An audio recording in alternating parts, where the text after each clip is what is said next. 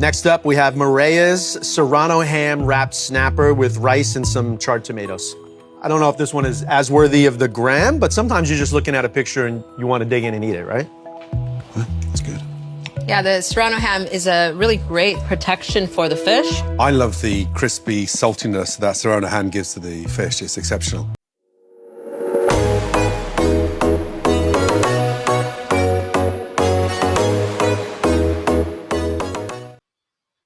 Hello, everyone. Welcome to the podcast. As always, I am joined by the lovely Kathy Vaughn.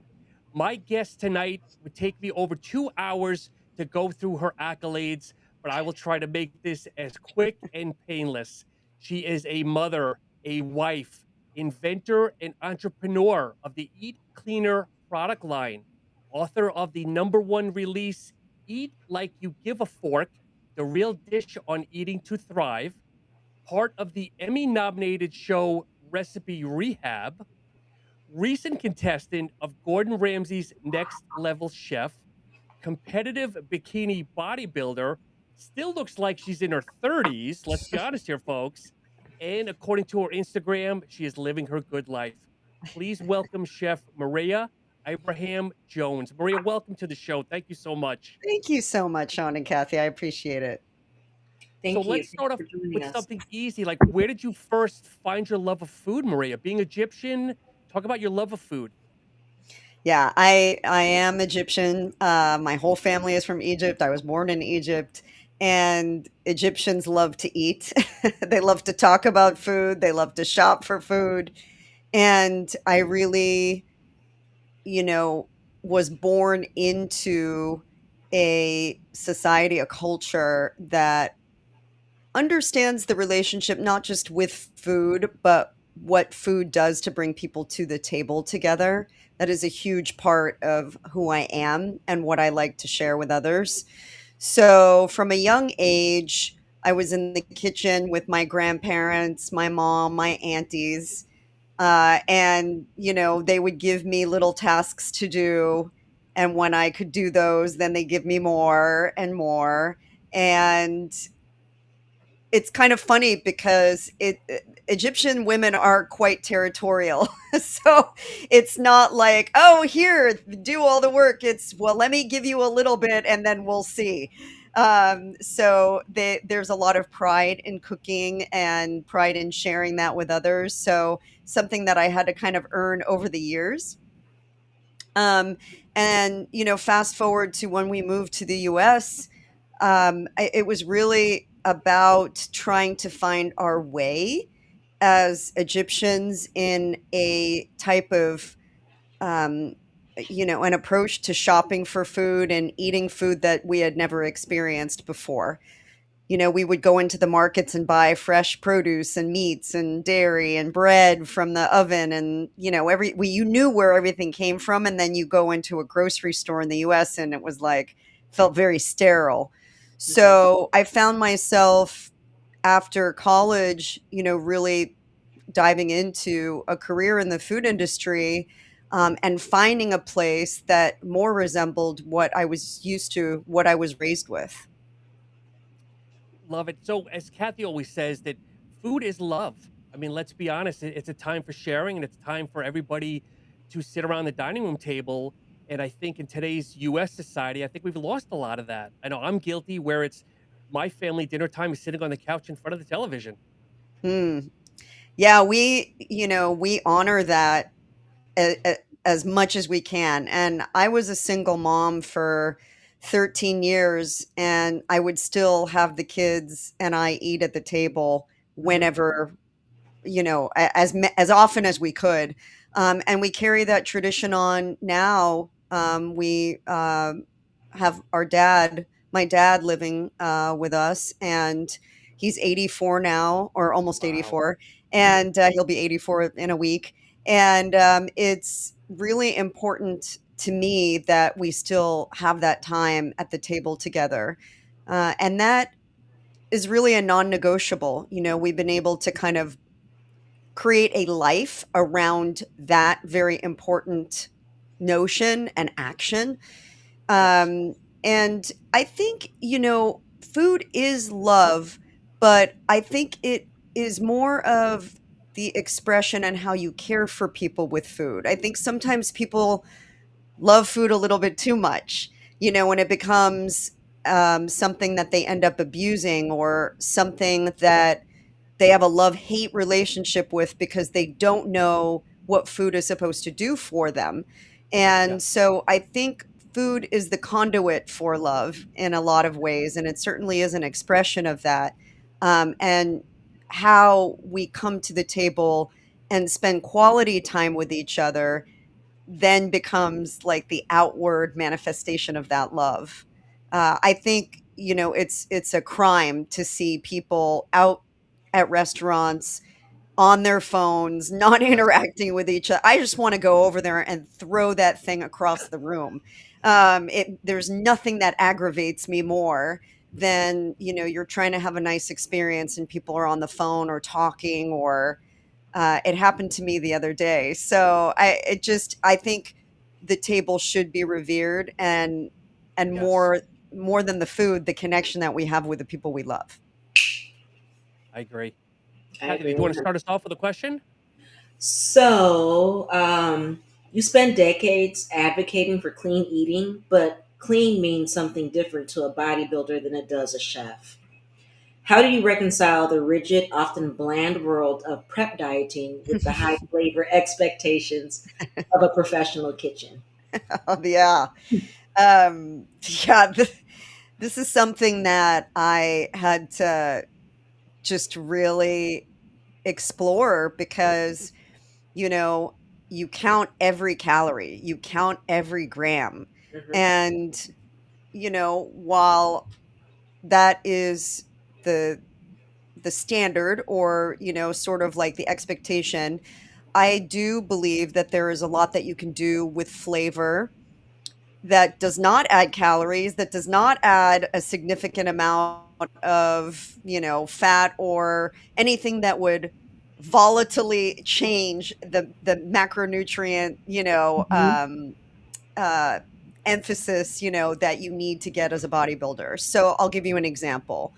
You can eat a steamed plate of broccoli, Hmm. or you can roast that broccoli and use just a mist of olive oil and some beautiful seasonings, Yeah. garlic powder, or, caramelized onion, or some roasted garlic, fresh roasted garlic, and toss that with the broccoli, and you have a completely different experience Hmm. without Hmm. adding a significant amount of anything to it. But just leveling up the flavor, my mouth is watering because I'm hungry right now, but leveling up the flavor means just having a little bit more forethought about it. I really Hmm. lean into my seasonings, my spice cabinet, a huge advocate of spices. I created a spice blend called Superfood Sprinkle for that very reason. I love using citrus, lemons, oranges, limes, fresh herbs. There's nothing better than adding a handful of fresh herbs to basically everything. Hmm. And and adding flavor doesn't have to take, like, even just adding like coconut aminos or, blending together a little bit of vinegar, Hmm. more vinegar than oil, for example, and leaning into flavored vinegars. So I think, as a food person and as somebody that believes food should taste good, and if it doesn't taste good, it's kind of not worth eating. Hmm. I had to take those extra measures to make sure my food tasted good. And it's funny because I had like a training day with it was like an exhibition thing where I attended and paid to be trained by this group of experts. And they looked at my lunch. They were like, who's cooking for you? And I'm like, I'm cooking for me.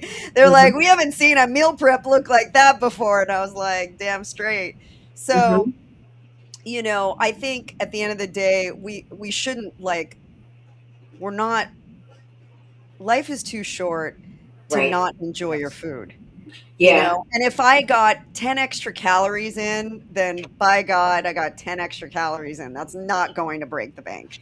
But yeah, I'll do that over like just having to choke down food any day. yeah.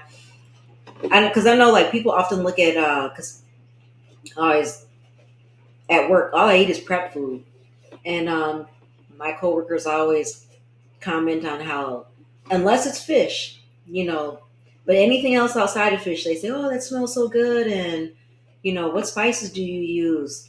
Because I'm heavy-handed on the spices because Yeah. I feel the same.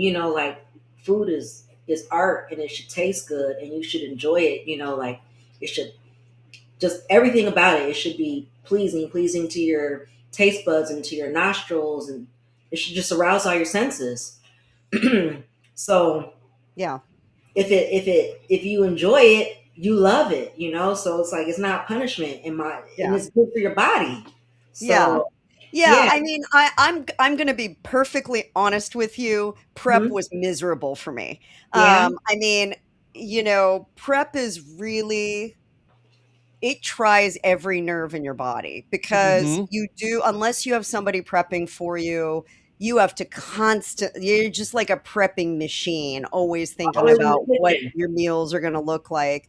And, I there are things that are off limits that it starts to get old, and by week 12 you're kind of like I'm running out of patience here, Hmm. so it's not an easy thing and it's not for everybody. I Right. do think that eating clean outside, let's talk about, because you mentioned that outside of bodybuilding, really to me is about eating as nature intended, eating as Hmm. close to the source as possible. So, food that's unadulterated, like things you can recognize that come from nature, Hmm. eating fresh fruit, eating lots of produce, leafy greens especially, lots of color, Hmm. um, you know, as unprocessed of meat and fish um, poultry as possible.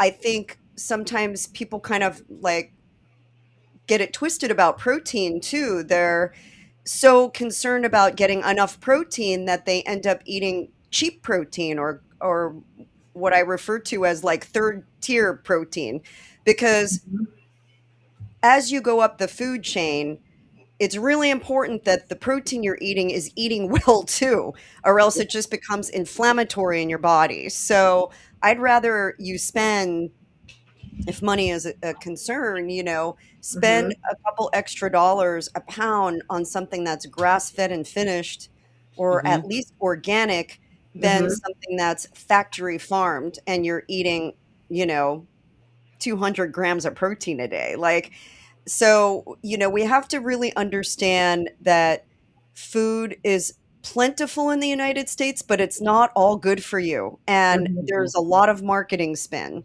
So I even like, I'll go for days not eating animal protein if I can't find good quality animal protein. Hmm. I'd rather eat beans and rice and know what Sure. I'm getting. So, and that is a fallacy that people can't get enough protein eating plant-based. You absolutely can. But again, it's a question of, are you willing to prep, and are you willing to, know how to balance your macros Hmm. versus just eating carbs. Hmm. So when you were in prep, because you mentioned that the food gets bland and it does, but what tips and tricks would you suggest to a new bodybuilder, like brand new to the game, and they're like, I can't do it. This food, it's bland, it's boring, it's rubbery, whatever. What tips and tricks would you suggest to keep them in the game? Yeah, yeah. Hmm. Um, So number one is obviously the spice cabinet and making sure that you've got an array of bold spices. I like spice blends too, because that just makes it a little simpler. You Sure. can lean into, Mexican blends and Indian blends and Mediterranean blends, and that way it's sort of a one and done solution. You don't have to be a chef to know how to combine different seasonings if that's something that is tough for you. Mm-hmm. Number two is definitely herbs. It's very easy to grow a little herb garden on your windowsill too. Grow some basil, grow some cilantro, grow some parsley, chives. I love, thyme, fresh thyme, and adding a handful of fresh herbs into like a turkey patty, for example, is going to transform the flavor. Mm-hmm. Like I mentioned, roasting, garlic and caramelizing onions are a really simple way to add a ton of flavor. You can Hmm. caramelize an onion, basically just cook it low and slow for 15, 20 minutes, Mm-hmm. and it will make cardboard taste good. I mean, I'm such a fan of it. Mm-hmm. You can roast a whole bulb of garlic in the oven and it will turn into butter. Mm-hmm. So that Mm.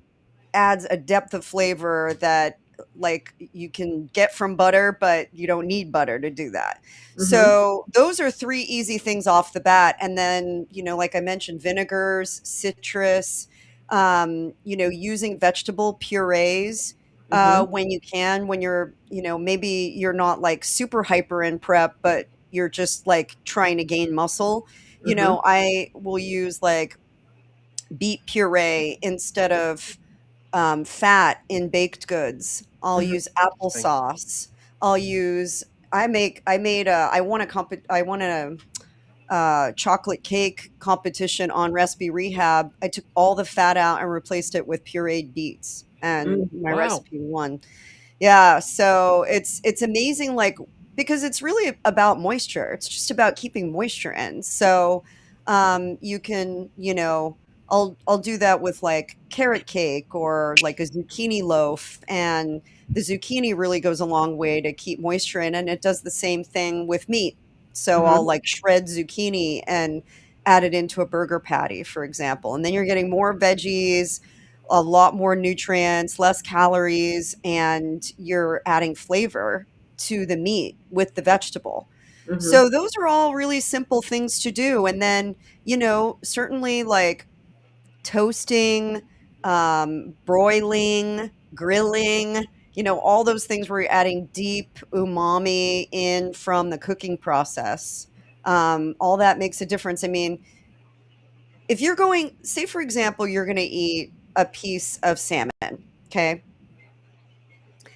You can decide how you want to cook that salmon in a lot of different preparations, right? Sure.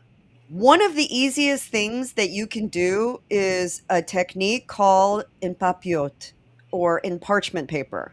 And basically, you would take your parchment paper, you would add a couple of slices of lemon, you would lay your salmon on top of that. You could stack your, zucchini or your asparagus or your spinach on top of that. You do a little mixture of coconut aminos and some sort of lemon juice and maybe just like a tiny dab of oil. You don't need a lot, just literally like a micro dab. Mm-hmm. And bake that in the oven, and it will infuse the flavors and create this lovely little package. So when you open it, it's like a little gift. Well, I just described to you a prep meal, but Mm-hmm. you could easily have that in a restaurant, and you would think, wow, that's kind of like a gourmet technique. So there are lots of different ways to do this. It's just about being creative and being comfortable with your cooking. Love it. Yeah. Maria, you mentioned a lot, retraining our palates, and obviously with so many artificial preservatives and flavorings and everything else, how do people kind of retrain their palates? So, retraining your palate, I mean, let's kind of start with, at what point do our palates get imprinted? They really get imprinted by the time we're 5 years old. Mm. So, we think, well, that's a child's palate. Well, in fact, we're training them to be good eaters from the time they can eat solid food. Mm-hmm. Hmm. From breast milk, honestly. I mean, breast milk is the perfect umami, nutrient dense, high fat food, right? And then once we start to transition them into solid food, they're eating vegetables, and then we're adding fruits, and then we're adding from there, right? If we don't get them used to vegetables and skip right to fruit, then they're like just wanting the sugar. Yeah. And we are naturally inclined to want sugar. So you kind of have to think, well, if you don't have a taste for bitter greens and those umami and bitter and sour flavors, you have to reintroduce them, and that means taking things out. So the reset in my book is about taking those very strong, very assertive, sweet and salty flavors out, Hmm. and that really is processed food for the most part. Fruit juice, high fruit sugar fruit juice, um, sugary sweets, fried foods, things like that. You're Hmm. taking those out, and instead you're focusing on a very specific array of foods that I recommend because they're umami, they're bitter, and they're sour. And Mm. once you eat those over and over again, it's like your brain starts to rewire and Sure. starts to crave the things that actually are helping your body feel better. Yeah. Because your brain wants your body to feel good. And so Hmm. when you Sure. start doing the right thing, it's like you're retraining your brain to think and connect with Hmm. the rest of your body. Yeah. Kathy, go ahead. So in your book, you talk about nutrient stacking. When a client is already taking a full stack of performance supplements, how do you adjust their whole food intake to ensure they aren't overstacking or creates redundancies? Well, let me start by saying I don't train athletes. So I don't train people who are in competitions. I have a trainer and I have a coach. That said, the layperson isn't usually stacking at all. If they're lucky, they're maybe taking a multivitamin, you know? So it's really more about like the vehicle of food being that way of getting your nutrient dense delivery system. That said, when I was in competition training, I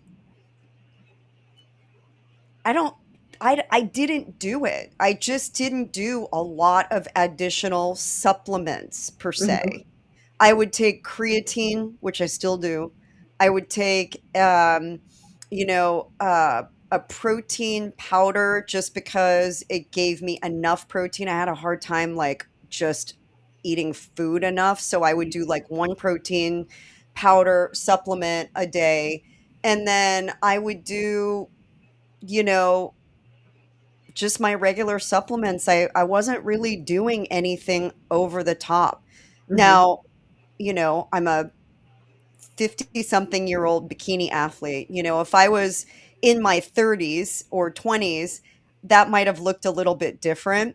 Hmm. And certainly if I was in a different category where you need more muscle and you need more, um, you need to eat a lot more, that might have looked different. But I think it's two very different needs. It's very Sure. hard to say, like, my book wasn't written for an athlete who's training for a bodybuilding competition. It's really for the sport of life, and for people who are just wanting to feel better and are probably eating a lot of processed food or have Hmm. not had a good relationship with food or have very limited palates and have not really explored beyond maybe the four things that they enjoy eating.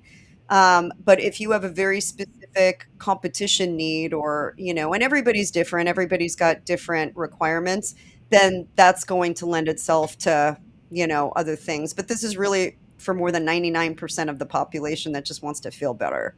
Hmm. Maria, if you don't mind, talk to us about your Eat Cleaner product line. Yeah, so I created Eat Cleaner after my dad got cancer and was told to avoid raw food, including raw produce. Okay. And at that time, I'd already been in the food industry for 20 years, and I know how dirty food can be. I know that even organic produce is sometimes sprayed with fungicides. And I wanted him to be able to eat a salad safely. He is immune compromised. And so with his science background and my food background, we created Eat Cleaner. It was the only patented lab proven delivery system for cleaning fresh fruits and vegetables, removing pesticide residues, waxes, and the bacteria that gets trapped under the surface of all of those coatings. And we sold the company to Joy Mangano. She's the queen of HSN and Sure. Pitbull 2.5 years ago. But we built it, brick by brick, had the only patented product line. It's still selling like gangbusters, just under the Clean Boss Eat Cleaner name now. You'll see Joy Mangano on infomercials at all hours of the day selling the product. It's in retailers across the country and sold on HSN also. But I was really proud of what we were able to do, because it wasn't just about creating a product, it was really creating freedom Yep. and a way, even as a mom with young kids at the time, I was so frustrated by the fact that, you can go into a grocery store and nobody's disclosing what's in those coatings. Hmm. Nobody is talking about what gets trapped under the surface, and it's just business as usual. Rinse your produce. And I had to battle the EPA and the FDA and all of the Wow. organizations, even organic organizations like the EWG, who would not look at the data of what we were trying to say and give people a safer way to enjoy produce if they couldn't buy organic. Hmm. So we just had to beat the drum, and we did that over the course of 13 years. Hmm. Wow. Well, good for you. It sounds like a very positive outcome. Yeah, yeah, I think so. And, I think at the end of the day, I'll always be a lifelong Eat Cleaner user. Um, I heard A.G. Lafley, who was the chairman of Procter and Gamble, they had a product called Fit, and they ended up selling the product many, many years ago. It just didn't do well. And I remember hearing him speak at an event and him looking at a group. It was all people in the produce industry, and he's like, "Do you know how filthy that produce is?" Mm. He goes, Yeah. "I know." He goes, "And I know that water's not cutting it." And hearing him say that, I was just like, "Dang, I know that we have the solution." And so it's just like the dirty little secret that nobody really wants to fess up to, but we just have kept beating the drum about. So, Maria, I'm a huge, I would say, TV foodie. I'm not a great cook, and of course, I was introduced to you through Next Level Chef. Okay, if we can, let's talk a little bit about that. I guess how did you apply? Did you decide to do it yourself? Did family kind of push you to apply for the show? Like, walk me through that. Well, I have been on TV for many, many years. I've done a number of Yes. different shows. I was on 3 seasons of Recipe Rehab. I was on an episode of Cutthroat Kitchen. I've done hundreds of cooking demos on news television. And they approached me, they came to me and asked if I wanted to be on the show. And at first I was Okay. like, no way, don't want to do it. It just watching stresses me out beyond belief, and I'm not trying to make excuses, but when you're in your 50s, you're just your reaction time is just, it's not the same. It's Sure. I'm not the same as I was in my 30s or my 40s even, and my family was just like, "Oh my god, you're going to get to be out on the show with Gordon Ramsay. Like, you got to do it." And I was like, all right, I'll do it. And, Okay. I'm glad I did it for a number of reasons, but, you know, it, it haunts me at night still. It still haunts Right. my dreams. And I'm waiting for the day that it won't haunt my dreams anymore, because, what you see as a viewer at home versus what you're experiencing in that kitchen, it's so incredibly intimidating. Even with the Yes. skills, even with the years of experience, I literally like panicked and froze. Mhm. And I've had to come to terms with it. And at the end of the day, I know that that one experience isn't a judge of my character. It's television, and they have an outcome that they are definitely nurturing along. Um, but it still comes back to the role of food to me is about taking care of the people you love.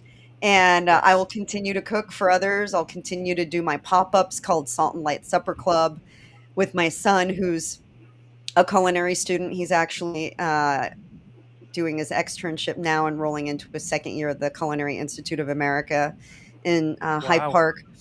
And I will continue to advocate for health and well-being through food. And this season of my life, I'm doing a lot of traveling and really exploring the food of the world and sharing that with others, and that it really lights me up. So it's in my DNA. Will you be doing any type of, obviously you'll be doing stuff on Instagram, but will you have anybody like following you around with a camera with all your travels and food excursions? Right now, I'm just doing it myself, Okay. with my husband, and we have a show concept that we're going to be pitching soon. I can't really talk about it just And that's yet, okay. but it is a show about traveling and kind of exploring your second chapter in life, in midlife, and how, from a woman's perspective, you're not at the end. You can Mhm. just be unlocking like a new chapter, a new beginning. And Yep. so that'll encourage people, hopefully, to really take chances. I mean, I took some big chances after 40, really after 50, Mhm. I mean, I there were so many things that I did. I published my first book with a major publisher. I, got remarried. I bought my dream house. I traveled the world. I sold my business. I did two bodybuilding competitions and placed in the top three, like so many things that I've done in this era of life. And I feel like I have the courage to do things and the composure and the wisdom to know what to say yes to and what to say no to. Mhm. Yep. And that that feels really good. It feels really good to have been able to get to this point. Now, just kind of nurturing my kids and their next chapters too. My son's going to be graduating this year. My daughter's Wow. getting married. It's like Congratulations. it's pretty cool. That's So awesome. aside from that, what's the next chapter for you besides going? What's next on the bucket list? Because it sounds like you've achieved so much. The show is the next bucket list. Yeah, this show concept is the next chapter that I am gunning for. Um, and it really is, if you watch, if you watched Anthony Bourdain's No Sure. Reservations, or you watch Somebody Feed Phil, or you watch Yes. Stanley Tucci, sort of a combination of all those things, but add more adventure, and Mm. that's me, and a woman's perspective, because there just aren't enough women in midlife out there showing the way, helping people understand that it's okay to wear a bikini and go scuba diving and jump off a cliff Mhm. and eat the weird things, all those things that I don't see enough women doing. Mhm. And I want to give women y women and men of all ages permission Mhm. to Yes. do those things and to be excited about it, like, I'm excited to try new things at my age. Like, there was Mhm. a period of time when I was in my 30s where I was in a very, very miserable marriage. My world was falling apart, that I didn't get to do a lot of things. And so I'm kind of making up for lost time. That's why I It feel like taking care of your health is so incredibly important, Yes. Yes. because I don't want to be in a wheelchair, or, God forbid, like, I I know there's a lot that we can't control, but what I can control, I will control. Mm-hmm. And, that a lot of that is your mental well-being too, and rest is a huge part of that. I was talking to a very good friend of mine who is very fit, very active, knows everything that he should be doing, but was not sleeping Mm. for many, many weeks and suffered a stroke. Mm. And Oh wow. it's like you can't burn the candle at both ends. You Yeah. just can't. It will catch up to you eventually. And Mm-hmm. so I'm a big fan of rest now and sleep Yes. and recovery Yeah. and it used to be where I had to fill every single moment of the day. I don't feel that way anymore. I mean, I'm pushing 60 now. Like, I want to be able to have energy for my grandkids and Yeah. I don't feel the need to just hyper produce Mm-hmm. because I am happy with my lifestyle and I don't need an overabundance of things? So I think you have to really decide like what do you want for you?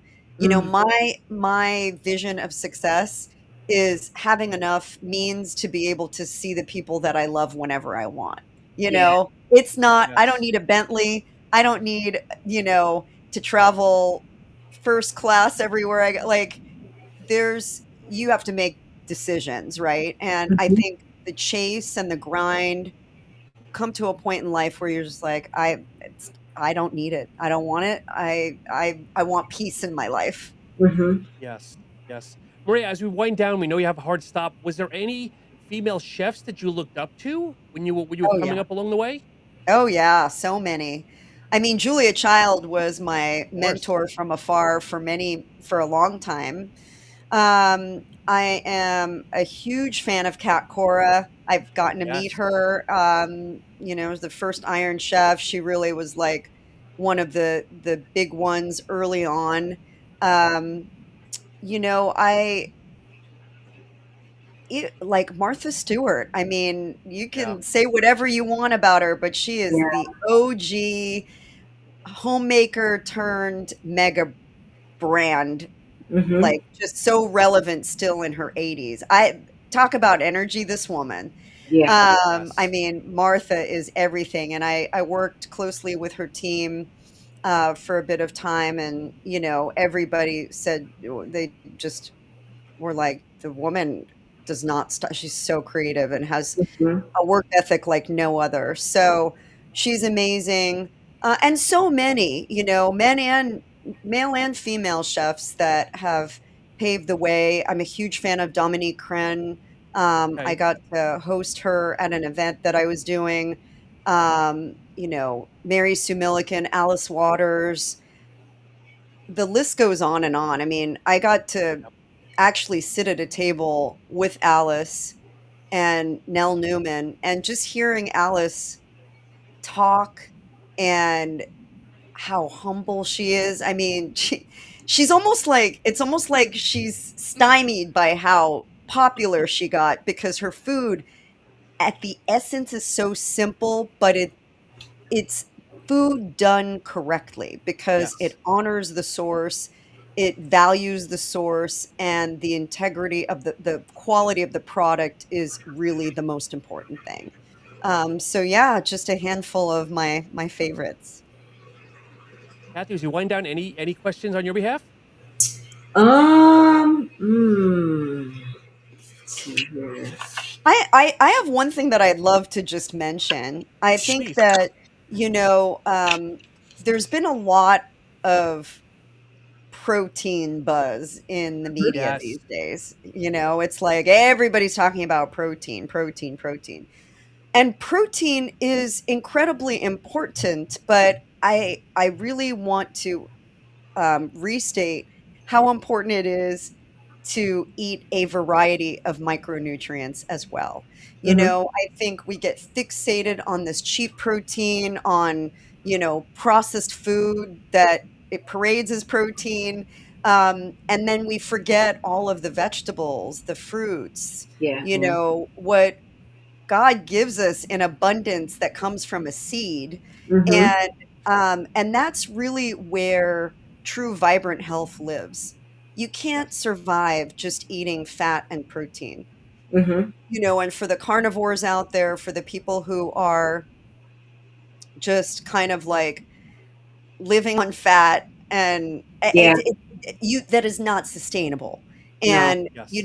you might be able to do it in your 20s, you might be able to sneak it in your 30s, but once if you want to go the long haul, it just Yeah. doesn't work. Okay. And I have too many friends that have found themselves in the emergency room with stints now because they thought that being a carnivore, being keto was the way to go. So I just Yeah. encourage people, eat the legumes, look at what the true blue zones have eaten for generations. It's Mm-hmm. legumes, it's a variety of seasonal produce, it's lean meats and seafood, mostly seafood. Mm-hmm. Um, grains that are unprocessed, like I like to call them single ingredient grains, Mm-hmm. and eating good quality fat in small amounts, Mm-hmm. and really watching the stress. Yeah. Yeah. Yeah. So, fun question. It is food related, and actually two questions. So, the first question is, how do you prepare your rice? And then the second question, it is rice related. I don't think people are aware of like the different types of rice. Like you got jasmine, basmati, there's black rice and brown rice. And out of like all those variety of rices, which rice is your favorite and why? Okay, so the first question, how do Mm-hmm. I cook rice? It really depends on what type of rice it is. Mm-hmm. But my basic go-to is I take whole cloves of garlic, Okay. and I use a bouillon, a reduced, very highly concentrated bouillon, and I add a small spoon of that to the water, Mm-hmm. along with the whole garlic cloves. And I usually will add some sort of spice. Sometimes it's turmeric, sometimes it's coriander, sometimes I'll add a little bit of tomato paste, but I really add a lot of flavor to the water, Mm-hmm. to the Right. cooking, the cooking stock. Sometimes I'll use a vegetable broth, or if I want to make it really meaty, I'll do like a beef stock. Mm-hmm. Um, Split with water, and I'll cook the rice in that with the herbs and spices and the garlic cloves, and that's kind of like my basic go-to. Um, Okay. if we're having seafood, I always add tomato paste to the rice. It's red Mm-hmm. rose ahmar is something that I grew up with. It's red rice, Mm. and I'll do a little sofrito Mm-hmm. and add that to the top of the rice, and that's Okay. killer. Mm-hmm. Um, my favorite rice is black rice. It's Mm. Okay. it's so good. Mhm, Forbidden rice, it's full of anthocyanins. I also like red rice a lot. Red rice is really good. Red rice yeast is really good for you too. okay, But red rice is really flavorful. And if you can find it, it's not that easy to find, but when okay. you can find it, it's really fun. I love wild rice too. I love all Mhm, rice. I'm like a huge rice fan. I love sprouted rice. mhm, Okay. It's full of nutrients as well, but yeah, that's kind of my go-to is some sort of stock or broth or the okay. tomato. And then when you were, well, also too, I learned something new today. I never knew that there was a red rice. Mhm. So I'm gonna try to find that, and if I Yeah. find it, I'm gonna post a picture and tag you. Yeah, yeah, you'll Yeah, find it, you'll definitely find it, like, on Amazon or if you yeah. shop But online. there's a few international food stores in my area, so I'll try them first before Amazon. Yeah, So yeah, yeah, I there you want to go. treasure hunt and see if I can There find you that go. international Yeah, food store. definitely. But my next So question is, when you were in prep and when you prep your food, do you prep your food daily or like for the full week or a few days here, a few days there? Because I know that some people prep for the week, some people like to prep daily, some people like to prep and freeze. How do you like? I might have to deliver that answer separately because we're almost Yes. like right at the Oh, I'm hour. sorry. I didn't even look at the clock. I'm That's gonna sorry. take me a little bit of time, but yeah, I can. The short answer is I would prep for every few days. Okay. Okay. I'm sorry. Yeah, that's okay. Okay. Maria, it's truly been a pleasure. We are so honored to have you on. As we Oh, wind down, please plug your social medias where people can follow you. It's been a pleasure. thank you so much. Yeah, the best place to find me is at Chef Maria on Instagram and Facebook. I'm starting to post my travel, Mareya Eats World, and yeah, that's the main place to find me. Perfect. And for everybody watching, thank you so much. Give everybody a follow, comment below, let us know what you think. And Maria, hopefully you've had a good time and hopefully we'll have you back soon. Thank you so I much. have very much so. Thank you guys. Thank you. Enjoy. Thank you. Take care. Bye. Bye.